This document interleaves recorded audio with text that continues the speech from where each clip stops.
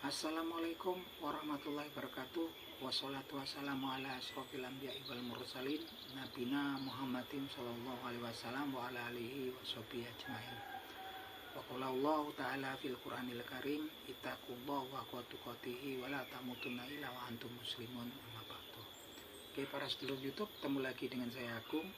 Oke, para sedulur, seperti biasa di pagi hari ini saya pengen ngajak ngobrol santai para sobat-sobat saya, teman-teman saya, sedulur-sedulur saya yang sudah subscribe dan join di kanal YouTube saya ini seputaran hal-hal yang bersifat religius. Jadi teman-teman, Rasulullah SAW dari jauh-jauh hari sudah mengungkapkan kepada kita tentang akan munculnya Dajjal yang akan betul-betul menguji keimanan manusia. Jadi dalam hadisnya diriwayatkan oleh Imam Muslim, diriwayatkan oleh Abu Bakar As-Siddiq, ya, kemunculan Dajjal ya, yang diungkapkan oleh Rasulullah SAW yang bunyinya sebagai berikut. Bismillahirrahmanirrahim. Ad-Dajjalu yakhruju min ardil bimasriki min ardil bimasriki yuqolulaha Khurasan. Jadi yang artinya sebagai berikut, Ad-Dajjalu yakhruju min ardil bimasriki. Dajjal itu akan keluar dari bumi belahan timur ya, yuqolulaha Khurasan, dan kalian menyebutnya, namanya tempat itu adalah Khurasan. Di hadis yang lain yang diriwayatkan oleh Ibnu Majah ya, ini hadis Ibnu Majah diriwayatkan oleh sahabat Anas bin Malik radhiyallahu anhu. Rasulullah juga mengungkapkan tentang kemunculan Dajjal yang bunyinya sebagai berikut hadisnya. Bismillahirrahmanirrahim. Yatba'u dajjala min Yahudi Asbahan sab'una alfa alaihim toyalisah. Dajjal itu akan keluar diikuti oleh 70.000 Yahudi dari kota Asbahan atau Isfahan, dan mereka mengenakan toyalisah. Toyalisah ini dalam riwayat yang lain diungkapkan adalah pakaian khusus orang Yahudi yang berwarna hijau dan bergaris putih. Nah, ini dua hadis ini, yang satu mengungkapkan bahwa Dajjal nanti akan keluar dari bumi bagian timur ya, yang nama tempatnya adalah Khurasan, itu kan, ini diungkapkan oleh Nabi Muhammad SAW ya. Dan kemudian Dajjal itu di hadis yang lain pula akan disebutkan bahwasanya Dajjal nanti akan diikuti oleh 70.000 Yahudi dari kota Isfahan. Nah teman-teman, kalau kita lihat yang ikuti Dajjal ternyata bukan Yahudi yang dari Tel Aviv ya, dari Israel saat ini. Ini kan sekarang Yahudinya sudah ada, negaranya sudah ada kan, negara yang besar, mereka punya kemampuan finansial yang besar, mempunyai kekuatan militer yang sangat kuat. Yang dulu memang mereka udah, ketika setelah zaman Musa mereka juga diaspora ya, menyebar ke seluruh penjuru dunia. Begitupun juga setelah pengusiran, penaklukan Yerusalem oleh bangsa Romawi, sebagian besar Yahudi diaspora ya, menyebar ke Eropa ya kebanyakan.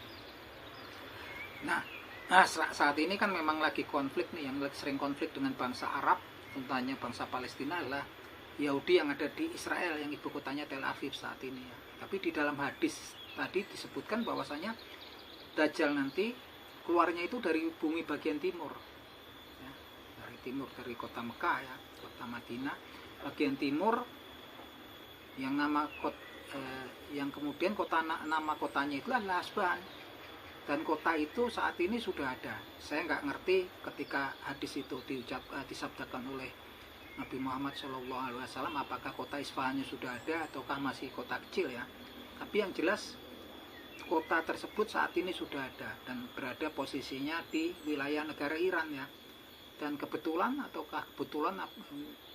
betul-betul ya, penduduknya ternyata mayoritas adalah bangsa Yahudi. Kota Isfahan adalah kota yang memang di zamannya Presiden Iran Mahmud Ahmadinejad, kota di mana Iran membangun instalasi nuklirnya ya untuk kebutuhan listrik negara mereka. kota Isfahan. Dan penduduknya saat ini orang-orang Yahudi.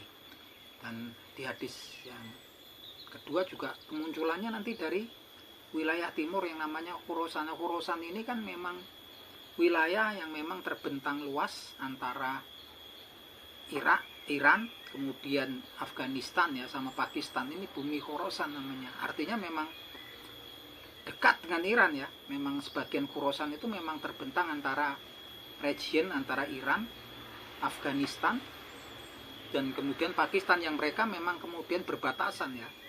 Kalau Afghanistan itu Pakistan kan dekat provinsinya Balochistan. Nah ini berdekatan regionnya. Artinya memang wilayah Iran sebagian juga dinamakan bumi Khorasan ya, yang berbatasan dengan Afghanistan.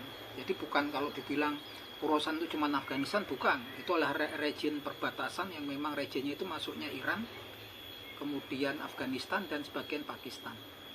Nah ini teman-teman, kalau kita lihat kan sekarang ini orang-orang duga-duganya konfliknya ini antara Israel sama Palestina, jalur Gaza yang saat ini juga sudah memakan korban nyaris hampir, kayak terakhir sih kabarnya hampir 25.000 ya, yang kebanyakan adalah warga sipil, para wanita, ibu, anak-anak dan orang tua ya, gitu kan.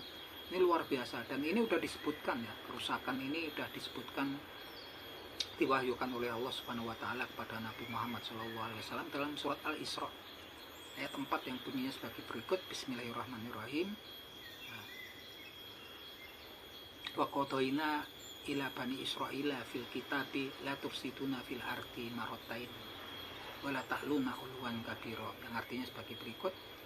Bangsa Bani Israel telah aku takdirkan, aku tetapkan terhadap bangsa Bani Israel ini di dalam kitabku, artinya di sini Al-Qur'an, la tufsiduna fil ardi marratain, mereka akan mengadakan kerusakan besar di muka bumi ini 2 kali. Wala ta'luna uluwan kabira, dan mereka akan datang dengan kesombongan yang sangat besar.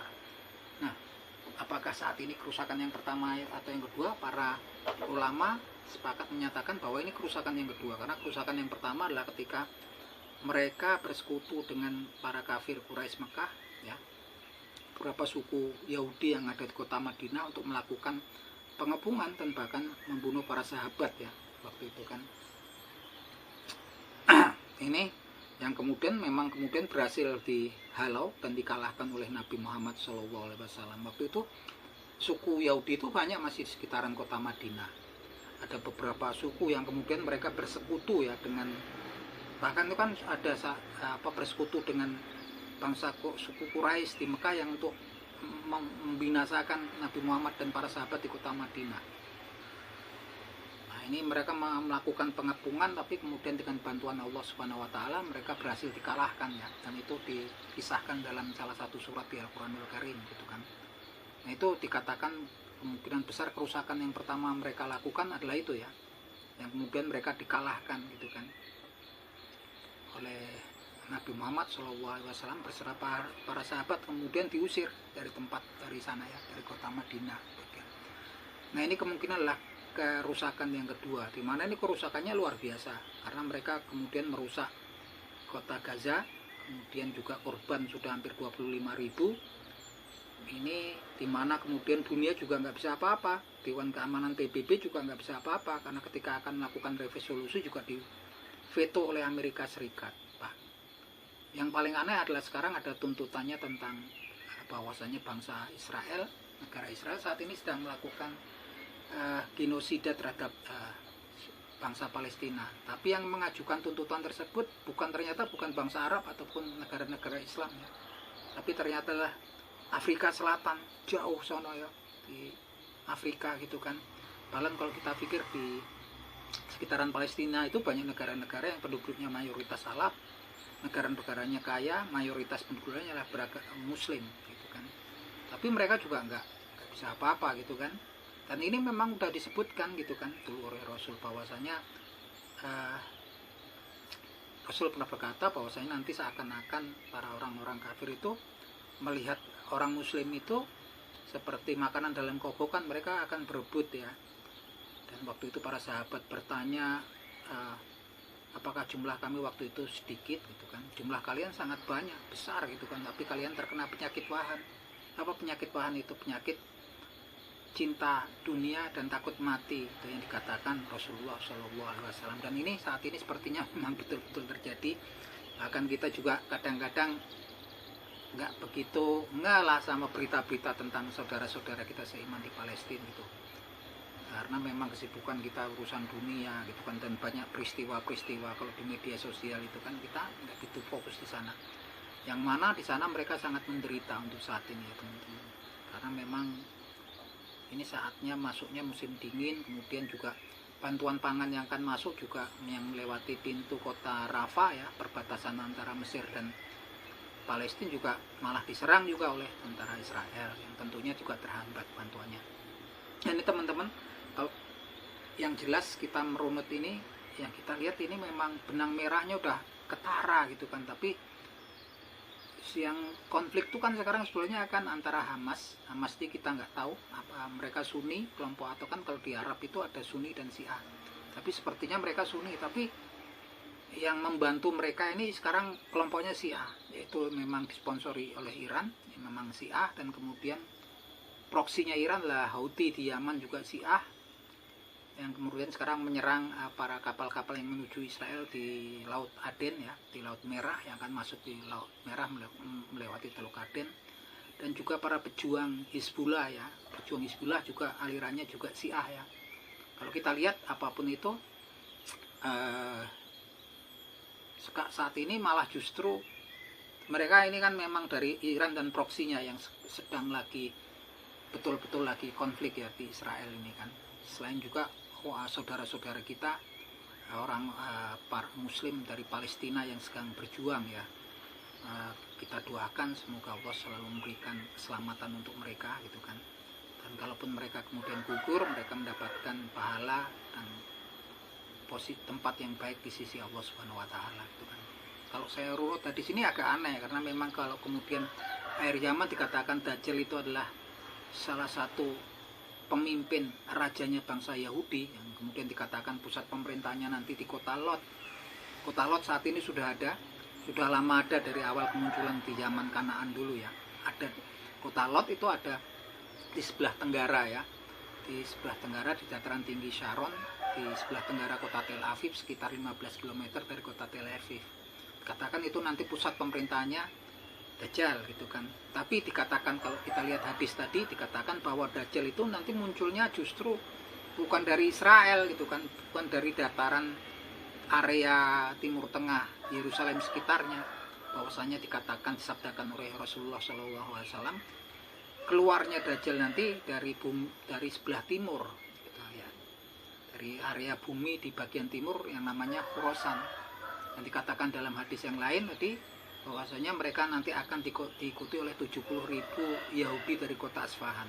Dan kota Isfahan itu sekarang sudah ada, posisinya di Iran justru kan. Tapi yang anehnya penduduknya memang betul-betul mayoritas orang Yahudi di kota Isfahan. Dan kota Isfahan ini salah satu kota besar di Iran yang memang dulu di zaman Presiden Mahmud Ahmadinejad dijadikan sebagai salah satu tempat reaktor nuklir Iran ya, untuk energi negara gitu kan. Yang jelas antara Isfahan kemudian Khurasan, daerah Khurasan itu dekat ya, Khurasan, karena Khurasan itu sendiri termasuk merupakan area yang memang sebagai perbatasan antara Iran, Afghanistan dan Pakistan. Pakistan yang dekatnya Balochistan ya. Artinya dia akan muncul dari bumi Khurasan, bisa jadi di daerah Iran kan, karena memang yang masuk region Khurasan itu sebagian perbatasan di Iran, sebagian perbatasan Afghanistan, dan sebagian perbatasan di Pakistan. Ini match ya, mereka akan munculnya di bumi Khurasan, ada kemungkinan ya di dekat area Iran kan. Dan mereka juga akan diikuti oleh 70.000 Yahudi Isfahan yang posisinya juga di kota Iran. Benang merahnya, kota Isfahannya sudah ada, provinsi Khurasan juga ada gitu kan. Kerusakan yang dilakukan kedua oleh Bani Israel sudah terjadi saat ini gitu kan. Artinya memang kota Lotnya juga ada dari dulu, masih eksis sampai sekarang. Babul Lot, ini kota Lot ya. Nah ini teman-teman, yang artinya kita kalau menarik benang merahnya, memang posisi kita saat ini memang sedang di fase akhir zaman. Kalau menilik dari itu teman-teman, tentunya kita memang harus banyak mendekatkan diri kepada Allah Subhanahu wa taala, meningkatkan ketakwaan kita dan menyadari tentang hakikat keberadaan kita di dunia ini ya. Hakikat keberadaan kita di dunia ini nggak lain cuman untuk beribadah kepada Allah Subhanahu wa taala. Karena kita memang ketika nanti fase kedatangan kemunculan Dajjal ini memang salah satu ujian yang sangat berat ya untuk orang-orang yang beriman gitu kan. Dan dikatakan bahwasanya sebelum kedatangan Dajjal ada 3 tahun yang memang kemarau, tahun-tahun susah selama 3 tahun. Dan saat ini memang sepertinya udah mulai kerasa ya teman-teman. Apakah sekarang atau masih jauh kita nggak ngerti. Saat ini kita juga sepertinya kehidupan saat ini ya untuk perekonomian kita orang yang menengah ke bawah ini berasa sekali ya teman-teman. Artinya lagi-lagi saya mengungkapkan bahwasanya Rasulullah SAW pernah berpesan bahwasanya agar kita selamat dari fitnah Dajjal, tentunya kita supaya menghafal daripada 10 ayat awal daripada surat Al-Kahfi ataupun 10 ayat terakhir daripada surat Al-Kahfi. Artinya di situ kita menghafal juga mentadaburi gitu kan, berusaha merenungi gitu kan, memahami maknanya pesan daripada Allah Subhanahu wa taala di surat Al-Kahfi tersebut. Dikatakan bahwasanya kalau kita hafal 10 ayat awal daripada surat Al-Kahfi ataupun 10 ayat akhir dari surat Al-Kahfi, insya Allah kita akan diselamatkan oleh Allah Subhanahu wa taala dari fitnah Dajjal. Oke gitu teman-teman, obrolan kita di pagi hari ini. Saya akan selalu mendoakan para sobat-sobat saya yang mendengarkan obrolan singkat ini supaya mendapatkan pahala di sisi Allah Subhanahu wa taala. Karena sesungguhnya harta kekayaan, anak keturunan, istri, semuanya itu fana, akan sirna pada masanya, dan amal pahala, amal soleh, kebaikan kita seperti kita ngobrol-ngobrol hal yang bersifat religius pagi ini adalah yang kekal ya, pahala yang kekal di sisi Allah Subhanahu wa taala. Akhir kata teman-teman, matur nuwun dan nonton video saya. Wabillahi taufik wal hidayah. Wassalamualaikum warahmatullahi wabarakatuh.